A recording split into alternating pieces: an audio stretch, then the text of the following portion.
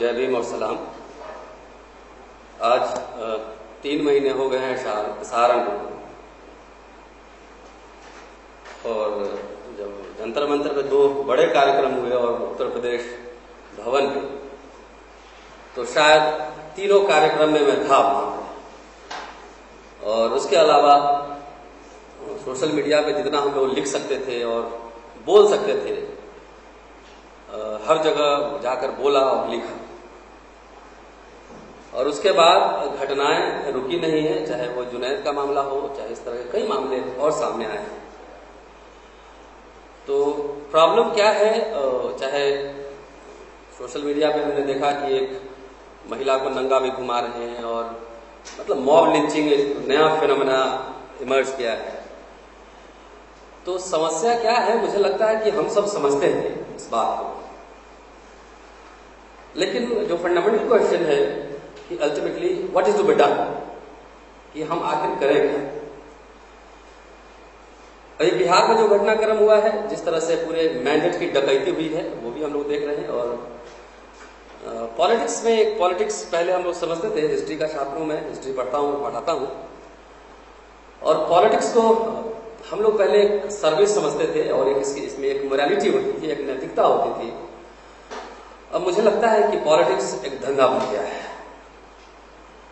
और इस धंधा में कई तरह की खेमाएं हैं। और लार्जली जो हमें लग रहा है कि जो पूरा जिस तरह से घटनाक्रम धीरे धीरे रोज उसमें नया मोड़ तब्दीली आ रही है, कि लार्जली ये अब लड़ाई और जो सांस्कृतिक, जो कल्चरल, आइडियोलॉजिकल, जो वैचारिक लड़ाई है, वो जनेऊधारी बनाम गैर जनेऊधारी की लड़ाई है।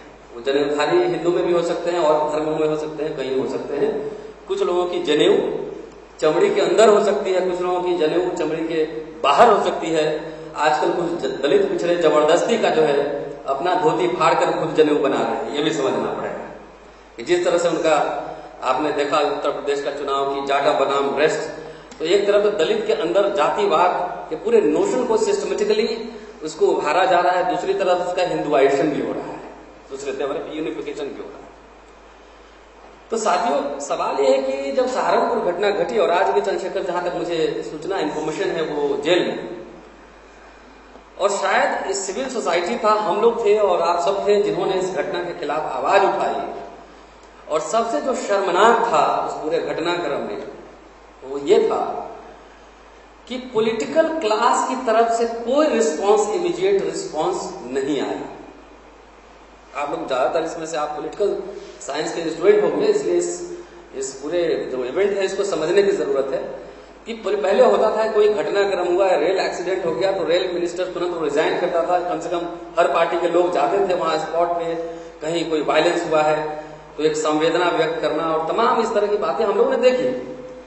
लेकिन इस बात को निर्लजता और इमोरालिटी, अनैतिकता की हद थी कि कोई पॉलिटिकल क्लास इस पर रिस्पॉन्ड करने के लिए तैयार नहीं था। आखिरकार जब 2 प्रोग्राम जंतर मंतर पे हो गए, तो एक पार्टी की राष्ट्रीय अध्यक्षा वहां पे पहुंची, और उनका भाषण हमने सुना और लाइव सुना। और जो पूरा भाषण था वो ऐसा था कि जैसे 2 बच्चों का क्रिकेट मैच हो गया है, और उसमें पंचायती करना है, पंचायत करना है, और झगड़ा का निपटारा करना है। बॉस, ये सीधा और सीधा पूरा पॉलिटिकल क्वेश्चन था। वायलेंस हुआ था, क्रिमिनल एक्ट था। आवाज ये उठनी चाहिए थी कि इसके high level inquiry, judicial inquiry संसद में उठेगी, देश भर में इस आवाज को बुलंद करेंगे, और तमाम इस तरह की बात उठनी चाहिए थी।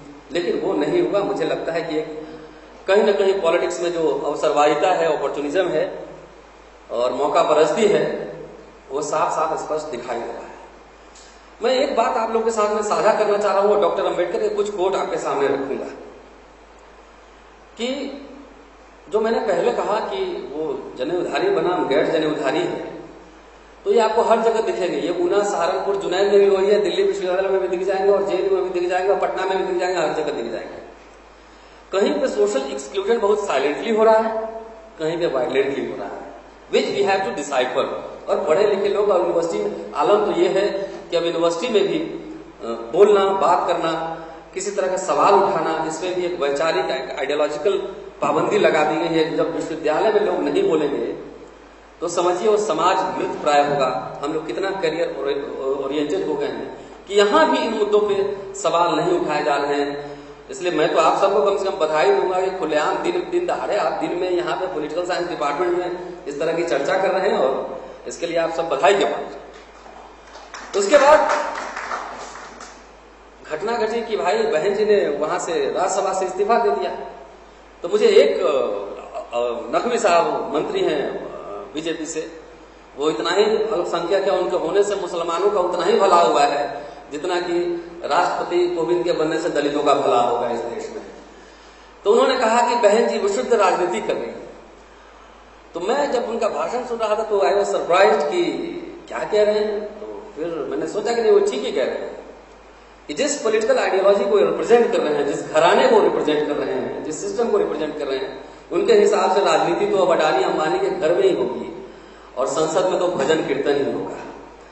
तो ये आप समझ लीजिए कि you are the budding scholars and leaders of this country and you have to understand the political scenario of our country, कि किस दिशा में हम लोग जा रहे हैं। चाहे डंडे जो पड़ रहे हैं, चाहे दलित की पीठ पे डंडे पड़े, महिलाओं की पीठ पे डंडे पड़े या मुसलमानों के पीठ पे डंडे पड़े, वो डंडा जो है एक ही है, भले पीठ अलग अलग आपको दिखाई पड़ रही है, एक ही।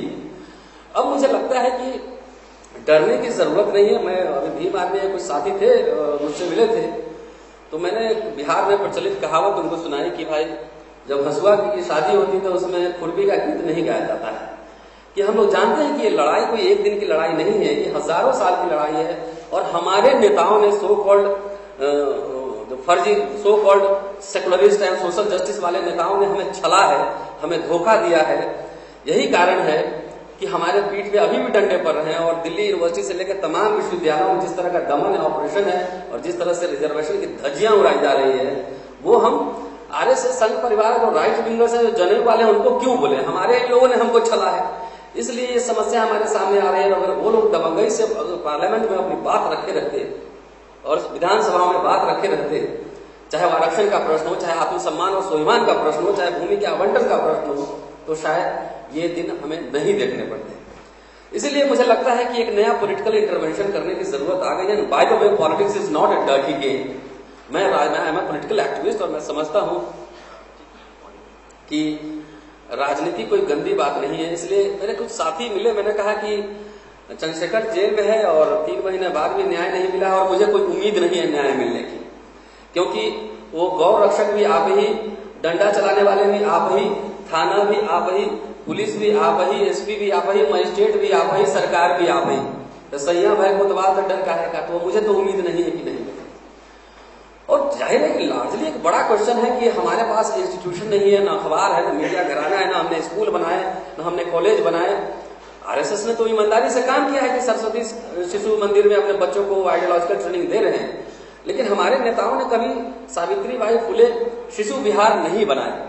इसलिए हमारे पास वो आइडियोलॉग्स नहीं है और हमारे नेताओं को पढ़े लिखे लोगों से डर लगता है। तो ये तो एक लंबी हमारे पास लड़ाई है जिसमें हमें इंटरवेंशन करना पड़ेगा, इंस्टीट्यूशन बनाने पड़ेंगे।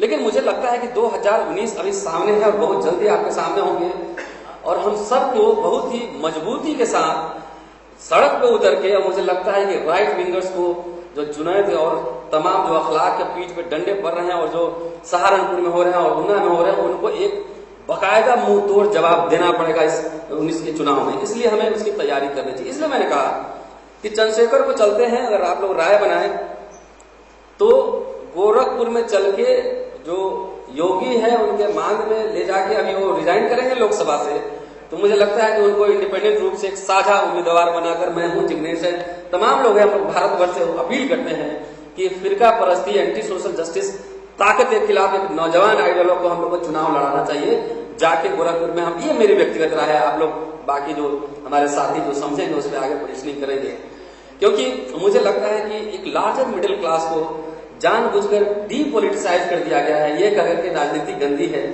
जो लोग कहते हैं जब साधु राजनीति कर रहे हैं, साधु और योगी मुख्यमंत्री बन सकता है, एमपी बन सकता है, तो आप जैसे पढ़े लिखे आइडियोलॉग और आइडियोलॉजी के साथ जो रहने वाले लोग ये पॉलिटिक्स नहीं करेंगे। तो एक सोची समझी रणनीति है, साजिश है कि आपको जो है पूरे पॉलिटिक्स से डीपोलिटिसाइज कर दिया जाए और वैसे लोगों को पॉलिटिक्स में लाए जो कभी पार्लियामेंट में डिबेट नहीं करे, कभी सवाल नहीं उठाए, कभी क्वेश्चन नहीं करे। तो ये सारी बातें हैं और मुझे लगता है कि एक आंदोलन बनने में हर समय आंदोलन, गांधी भी जब मूवमेंट करते थे उनके एक और दूसरे मूवमेंट के बीच में तकरीबन 4 बरस का गैप होता था, क्योंकि लोग हर समय तैयार नहीं होते हैं। बड़ा आंदोलन तैयार करने के लिए 30-40 साल का वक्त लगता है, और मुझे लगता है कि 77 के बाद कोई मूवमेंट इस देश में नहीं हुआ है, कोई बड़ा मूवमेंट, और वो समय आ गया है। और मुझे लगता है कि उसका केंद्र, अगर आप पॉलिटिकल साइंस हिस्ट्री के छात्र हैं तो चाहे आप फ्रांस को उठाकर देख लीजिए, चाहे दुनिया के तमाम देशों में आंदोलन को उठाकर देख लिए कि कोई भी प्रोग्रेसिव मूवमेंट हुआ है, उसका पूरा जो केंद्र बिंदु रहा है वो विश्वविद्यालय रहा है। उसमें छात्रों और शिक्षकों की भूमिका बहुत महत्वपूर्ण रही है। इसलिए मुझे लगता है कि वो आगाज करने का वक्त आ गया और आप लोगों को बाहर निकलना चाहिए। कभी ये नहीं सोचे कि जो अभी दलित के पीठ पे डंडे पड़ रहे हैं तो हमारे पीठ पे नहीं पड़ेंगे। एक एक करके सबको मारा जाएगा, चाहे ये सीधा का सीधा। आप देखिए हिटलर शाही वापस हो रहा है, पहले पार्टी पे कब्जा, सरकार पे कब्जा, अब तोड़ जोड़, खरीद बिक्री, तमाम तरह के वो चल रहे हैं। तो it is a matter of time. अगर आज आप नहीं बोले, अगर हम नहीं बोले, तो मुझे लगता है समाज भी हमें कभी माफ नहीं करेगा, इतिहास भी हमें माफ नहीं करेगा, और आने वाली पीढ़ी भी माफ नहीं करेगी। सवाल व्यक्तिगत मुक्ति का नहीं है, सवाल जमात की मुक्ति का है, सवाल जमहूरियत का है, सवाल डेमोक्रेसी का है, सब तमाम तरह के सवाल है। तो मुझे लगता है समय कम है और 1-2 मिनट में मैं अपनी बात खत्म करूंगा कि जो लोग आज ये कोशिश कर रहे हैं, और कोशिश में वो अपने तरफ से ईमानदार है, चाहे झूठ बोले सच बोले, वो कोशिश तो जरूर ही कर रहे हैं कि हिंदू राष्ट्र बनाने की जो कल्पना कर रहे हैं, उनको मैं एक बात जरूर याद दिलाना चाहूंगा कि ये देश जो है चारवाक का भी देश है, ये देश जो है सूफी संतों का भी देश है, ये गौतम बुद्ध का भी है, ये कपालिक का भी है, ये कालामुख का, ये सब विभिन्न जाति है, अम्बेडकर का भी देश है, ये फूले का भी देश है, ये सावित्रीबाई फूले का भी देश है, कि यहाँ पे विभिन्न जाति और धर्म और संप्रदाय के लोग हजारों वर्ष से रहते आए हैं। अगर आपको सत्ता नहीं बचती है 3 साल में ही, तो मुझे लगता है बहुत जल्दी आपका समय आने वाला 19 आ ही रहा है। अगर आप समझते हैं कि गौ रक्षा के नाम पर और दलित मुसलमानों पिछड़ों को पीट कर आप डरा देंगे, तो आप गलत समझ रहे हैं। वो आक्रोश बाहर निकलेगा। अगर सिर्फ ताकत और तलवार के बल पे इस देश में, इस मुल्क में शासन सफल रहता, तो मुझे लगता है कि मुसलमानों ने इस देश में 674 बरस शासन किया। अगर वो सिर्फ तलवार के बल पर शासन किए होते तो मुझे लगता है कि पूरा सब कॉन्टिनेंट इस्लामिक सब कॉन्टिनेंट होता, मेरा नाम रतन लाल नहीं रहमतुल्लाह होता शायद।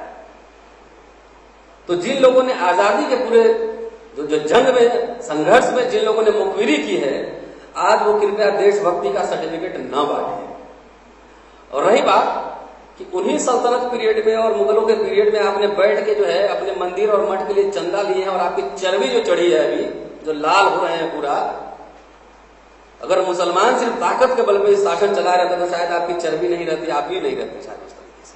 मेरे कहने का तात्पर्य यह है कि मैं किसी तरह की हिंसा का समर्थक नहीं हूं, लेकिन तात्पर्य यह है, मेरे कहने का मतलब यह है कि राष्ट्र, ये मुल्क, ये बहुलतावादी रहा है शुरू से और बहुलतावादी रहेगा। अगर ये बात आपको समझ में नहीं आती तो भीड़ में हमला करने वाले गीदड़ होते हैं, वो कभी बहादुर लोग नहीं होते। आप अकेले उनसे पूछिए, कभी बुला के हमला करोगे? बोला नहीं सर, वो पांव पकड़ लेगा आप। तो भीड़ वाले लोग कभी बहादुर नहीं होते। बहुत जल्दी इस देश की जनता बहुत जागरूक है। भले आपको दिख जरूर कुछ रहा होगा, लेकिन बहुत जल्दी इस देश की जनता आपको इसी चुनाव में आपको धुल चढ़ा। साथियों, मेरे कहने का मतलब है कि ये इस तरह के जो आक्रमण हमले हो रहे हैं दलितों, महिलाओं, पिछड़ों और अल्पसंख्यकों पे, मुझे लगता है कि हमला इस तरह के हमला बढ़ेंगी इसलिए कि डॉक्टर अम्बेडकर का एक कोट में 2 लाइन में मैं खत्म करता हूं कि उन्होंने लिखा है, हिंदी वाला वॉल्यूम 10 पेज 175-76 के आसपास आप देख लीजिएगा, कि किसी हिंदू से पूछो कि आखिर एक अस्पृश्य, एक अनटचेबल अच्छे कपड़े पहनता है तो क्या दिक्कत है, अच्छा वो खाना खाता है तो क्या दिक्कत है, अच्छे घर में रहता है तो क्या दिक्कत है, अपने अच्छा नाम रखना चाहता है तो क्या दिक्कत है, उसके जीवन में सुधार हो रहा है तो तुम्हें क्या दिक्कत है? तो वो हिंदू बोलेगा कि जिसे आप सुधार कह रहे हैं वह सुधार नहीं है, वो हमारे धर्म के प्रति विद्रोह है। तो आप सहारनपुर और ऊना से जोड़ लीजिए, वहां आरक्षण की बात नहीं थी, अच्छे अच्छे कपड़े आप पहन के घूम रहे हैं, मोटरसाइकिल पे चल रहे हैं, कार में चल रहे हैं, तो कुछ लोगों के पेट में ये दर्द मरोड़ उठ रहा है, तो ये मरोड़ उठेगा और ये ज्यादा उठेगा। इसलिए लगता है कि मुझे उसको रेसिस्ट करने का, बहुत फोर्सफुली रेसिस्ट करने का, सड़कों पर उतरने का वो वक्त आ गया है। शुक्रिया सर।